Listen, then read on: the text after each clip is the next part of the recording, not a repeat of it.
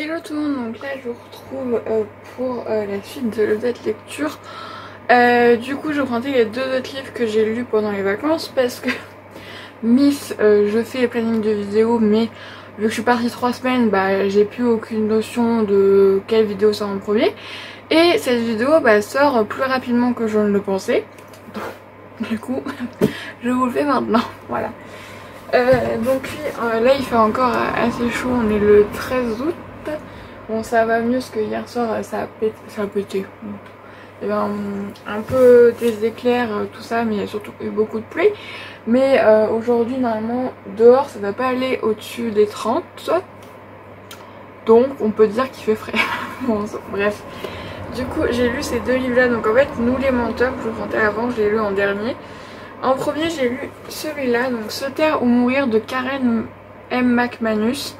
Donc l'autrice de Qui ment. Donc Qui ment, je l'avais lu en 2018. Oui, à l'été 2018. En vacances, c'est-à-dire sur le trajet des vacances. Celui-là aussi, sauf que Qui ment, j'avais dû finir dans la journée parce que j'étais à fond dedans. Et celui-là, j'ai quand même été un peu moins à fond dedans. J'ai lu en 3-4 jours. Parce que, alors Qui ment reste meilleur, mais c'est quand même un bon livre. Donc l'histoire, c'est...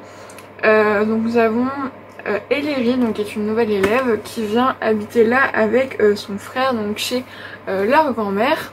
Sauf que la ville d'Ecoridge a un passif, voilà.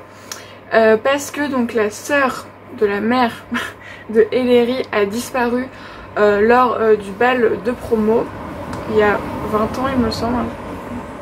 Voilà. Et il y a pas longtemps, il y a une autre fille qui a disparu. Et là, les menaces reviennent en force dans la ville. Et donc, il y a tout un suspense et tout ça. Alors, c'est comme dans Qui ment, c'est-à-dire la personne responsable de tout ça, on s'en doute absolument pas. Voilà. À chaque fois, je me fais avoir, mais comme dans Nous les menteurs, à chaque fois, je me fais avoir, vraiment. Au bout d'un moment, je me dis, à force, je vais finir par comprendre que la personne qui est responsable de tout ça, c'est la personne qu'on s'attend le moins. Mais à chaque fois, je me fais avoir et ça m'énerve. C'est quand même un très bon livre, vraiment, que j'ai bien aimé. J'ai beaucoup aimé la fin, je l'ai trouvé, surtout la dernière phrase, franchement. Je vais vous la lire parce que ça peut pas vous donner trop d'informations. C'est « Je l'avais prise pour ta mère ». Et cette phrase de fin, mais vraiment, elle m'a resté scotchée. Vraiment, je suis restée devant. Et j'ai relu plusieurs fois et elle m'est restée en tête encore maintenant. Cette phrase m'a vraiment glacé le sang, comme elle a pu glacer le sang à la personne à qui on a dit cette phrase. Parce que je me suis dit, ah ouais, je sais pas. Vraiment, ce livre, j'ai quand même beaucoup aimé. J'ai mis des notes à mes livres. Ah oui, c'est dans le suivant. Parce que je vous ai pas dit pour Nous les menteurs, mais j'ai mis des notes à mes livres que j'ai pu lire. Voilà. Faut que je retrouve à la page. Donc, à Nous les menteurs, j'ai mis 17 sur 20. Et Se taire ou mourir, j'ai mis 15 sur 20. Même si au final, en ayant du recul, c'est quand même un très très bon livre et je mettrais plutôt 16 sur 20. Et ensuite, donc, l'autre livre que j'ai lu, où j'ai mis 14, c'est ça, je viens de le lire, hein, c'est la meuf qui a vraiment aucune mémoire. J'ai mis 14 sur 20. C'est Élite au fond de la classe de Abril Zamora. Donc la série Élite est ma série préférée. Vu que c'est la série, déjà que j'aime beaucoup la série, aussi celle où je suis vraiment les acteurs, où je suis vraiment à fond dans les actualités et tout ça. Voilà, hein, chacun. Ouais, c'est vraiment la série que je préfère. Et donc forcément j'ai ce livre là. Et en fait ce n'est pas sur les personnages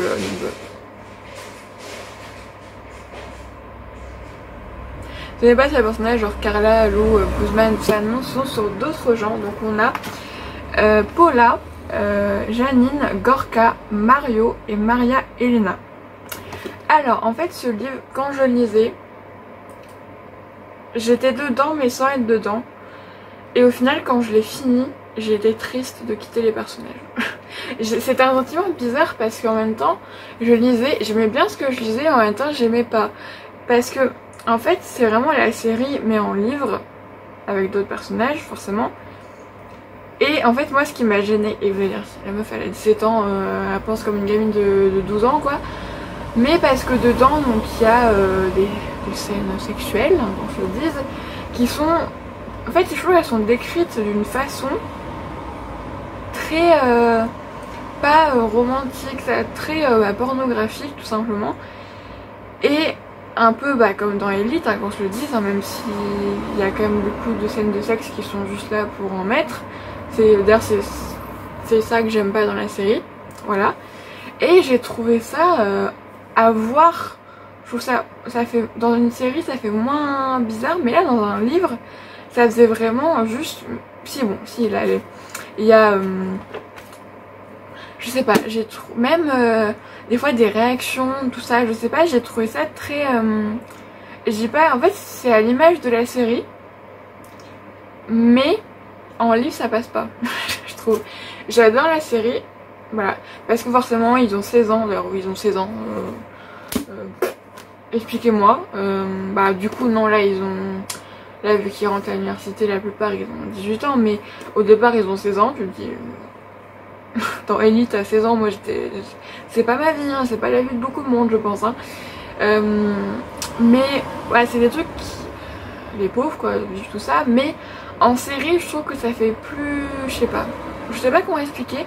Mais en même temps j'ai quand même aimé. C'est ça que... En fait ce livre m'a rendu vraiment perplexe. Mais je sais que je ne voudrais pas le relire. Voilà, j'en suis sûre.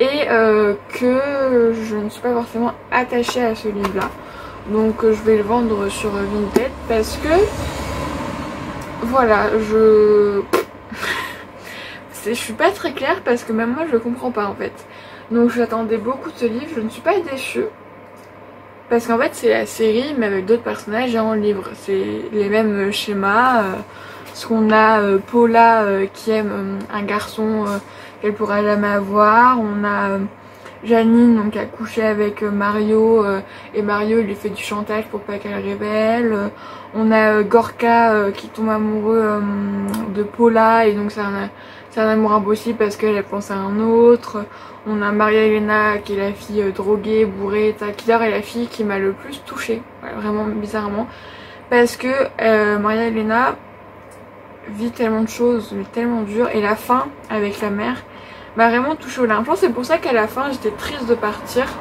C'était plus pour le personnage de Maria Elena, que c'est un personnage que j'ai beaucoup aimé, parce que en fait moi peut-être ce côté un peu là où la meuf qui veut sauver tout le monde, mais les gens qui souffrent j'ai toujours beaucoup d'empathie envers eux. Je suis une être humaine mais encore plus, c'est-à-dire vraiment j'ai vraiment un attachement parce que en fait j'ai beaucoup d'empathie, et du coup là je me disais, surtout parce que je pense aussi parce que moi j'ai une vie quand même qui est assez simple à vivre, hein, qu'on se le dise, hein, pas la dépression que j'ai eue, mais voilà, à part ça, voilà, là, mes parents sont toujours ensemble, on a une famille recomposée, mais je veux dire, moi je l'ai pas vécu comme ça, vu que moi je suis post-famille recomposée, vu que moi j'étais le bébé qui a tout ressoudé, mais qui a ressoudé la famille, qui a uni la famille, je vais y arriver. Voilà, je n'ai jamais vécu des choses vraiment horribles dans ma vie. Si, mais pas pour ma famille. Je veux dire, ma famille a toujours été très aimante, voilà. Et donc ce qui fait que du coup, je me prends d'attachement pour les personnes comme ça qui vivent des situations familiales très compliquées. Parce que je pense que c'est un peu comme si je me sentais coupable d'avoir une vie simple. Et du coup j'ai envie d'aider ces gens-là pour enlever ma culpabilité. On fait une séance de psychothérapie là. Mais voilà, et du coup ce personnage-là vraiment j'ai beaucoup aimé, et la fin m'a vraiment beaucoup touchée. J'ai bien aimé que l'auteur fasse vraiment un chapitre rien que sur ça. J'ai trouvé ça. Je pense que l'auteur a compris que beaucoup de gens allaient beaucoup aimer Maria Elena et a eu envie d'appuyer un peu son histoire.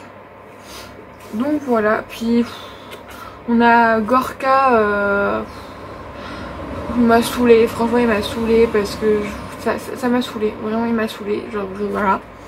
Paula, elle m'a énervée aussi parce que justement avec... En fait, Paula m'a énervée parce que elle joue avec Gorka, et Gorka m'a énervée parce que même si Paula joue avec lui, il est toujours à fond sur elle. Et je sais pas, c'est un truc que pourtant ça m'arrive, je le fais aussi, hein, mais quand c'est d'autres qui le font, ça m'insupporte. On a Mario, bah, lui il est détestable, hein, qu'on se le dise. Et j'ai espéré tout du long qu'il ait un moment où il devienne vraiment gentil. Après il commence un peu, mais en fait moi j'aime bien ces trucs où la personne est très méchante, mais en fait on se rend compte qu'elle est gentille. Et là c'est un peu, voilà. Et bah Maria Elena a un gros coup de cœur. Ouais, et bien sûr on a avec la mort donc de Marina, parce qu'il y a un journal intime avec que de la haine dessus qui a été retrouvé, et donc les 5 personnages sont des suspects dans cette histoire. Les autres aussi, hein, les autres du lycée de base, mais là du coup ceux-là du sang en plus. Donc du coup à la fin j'ai quand même bien parlé, hein, voilà. Je vous fais des bisous, je vous dis à la prochaine fois et bonne lecture. Hello, alors je vous retrouve pour la suite et la fin de l'update lecture. Aujourd'hui je viens vous parler le retour de la bête de Jean-Luc Marcastel. Donc c'est un livre que j'ai acheté très récemment et que j'ai lu très vite parce que c'est un livre jeunesse. Bon, il n'y a pas marqué à part forcément de quel âge, mais c'est voilà, quand même quelque chose d'assez jeunesse, que c'est écrit gros, il y a des dessins, tout ça. Mais je l'ai acheté parce que le résumé pardon, m'a beaucoup plu et franchement je ne regrette pas. Donc je vais vous lire juste un petit peu, voilà. Mêlant la sombre période de la France occupée aux histoires de la bête du Gévaudan, Jean-Luc Marcastel démontre avec talent que les monstres ne sont pas toujours des légendes. Ce livre, franchement je l'ai adoré. Alors en fait, je sais pas si vous connaissez, maintenant on en parle quand même moins, mais la bête du Gévaudan c'est une légende. Bah, en soi, peut-être que voilà, on va dire, bah, il y a un peu de légende dans la réalité, car dans les années 60 il me semble, il y a eu plusieurs meurtres entre le 30 juin 1764 et le 19 juin 1767, pardon. Et en fait il y a eu entre 88 et 124 victimes dans le département de la Lozère et un peu du Cantal. Et en fait c'était des personnes, on les retrouvait dans la nature et elles étaient vraiment mais déchiquetées de partout. Et on disait que ça pouvait pas être un homme qui a fait ça, et du coup il y a eu plein de légendes sur ça. Et là, la bête est revenue. Voilà. Mais en même temps, nous sommes dans les années 40 et il y a une autre sorte de monstre, les soldats nazis, donc forcément voilà, la France occupée. Là ce que j'ai beaucoup aimé, parce que du coup à la fin c'est adressé aux enfants, mais moi j'ai quand même appris des trucs, c'est qu'à la fin donc tout est expliqué. Voilà, la guerre, la France occupée, la légende de la bête du Gévaudan, pourquoi on disait la drôle de guerre, les enfants cachés, tout ça. Et aussi j'ai beaucoup aimé la morale, parce que à la fin il y a un combat, on va dire, final entre où il y a la bête, où il y a les soldats et où il y a les enfants.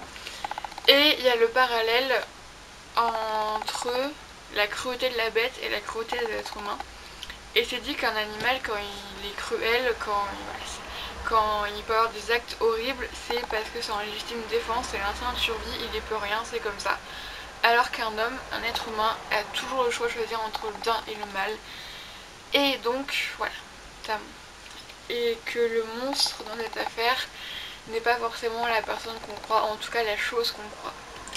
Ce livre, je l'ai trouvé très bien parce que, même si c'est un livre pour enfants, je pense ça c'est genre au collège, tu vois, genre 11-12 ans. C'est pas non plus pour un enfant de 5 ans. Un enfant de 5 ans, il sait pas lire déjà. Mais j'ai trouvé que, en fait, ça se faisait très bien et ça faisait pas, genre on prenait pas les enfants pour des cons, quoi. Genre, parce que des fois, surtout avant, quand des fois je lisais des livres qui étaient pas pour les 9-10 ans, tout ça, je les achetais pas parce que j'en lisais et en fait on prenait vraiment les enfants pour des cons, et je me disais vraiment genre c'était mais des histoires mais ça avait ni queue ni, je sais pas, c'était vraiment pas bien. Et du coup ce qui fait que bah des fois quand je voyais des livres, même si les résumés me plaisaient, je voyais que c'était marqué pour les enfants de 9 à 11 ans, mais je me disais non c'est mort. Alors que là franchement j'ai adoré vraiment parce que c'est en fait c'est dit simplement, mais je trouve que ça permet vraiment de voilà, de bien, on prend pas les enfants pour des bêtes. Et surtout ça permet aussi aux enfants après de se questionner sur la guerre, ça, parce que la guerre, ça on le fait en troisième et en terminale aussi. Voilà, en fait, à la fin de chaque cycle, hein, du coup on fait dans l'ordre. Mais voilà, franchement ce livre j'ai vraiment beaucoup aimé, je trouve que c'est vraiment un plein monde de le lire. J'ai adoré ce livre, je pense que ça se voit que je l'ai adoré. Et ensuite j'enchaîne avec un livre que j'ai acheté en même temps de Anthony Horowitz, c'est La photo qui tue, 9 histoires à vous glacer le sang. Alors en fait c'est plusieurs nouvelles, il y en a 9 du coup, logique. J'ai déjà lu la première, mon sang ne s'est pas glacé, ok. Mais bon après en même temps si ça m'arrivait en vrai oui j'aurais peur. Mais là c'est vrai que voilà. Mais en tout cas voilà, ce qui est bien c'est que du coup c'est 9 histoires indépendantes, ça peut se faire très rapidement. Donc ça voilà, je vous en reparlerai dans la prochaine vidéo de lecture. Je vous fais des bisous.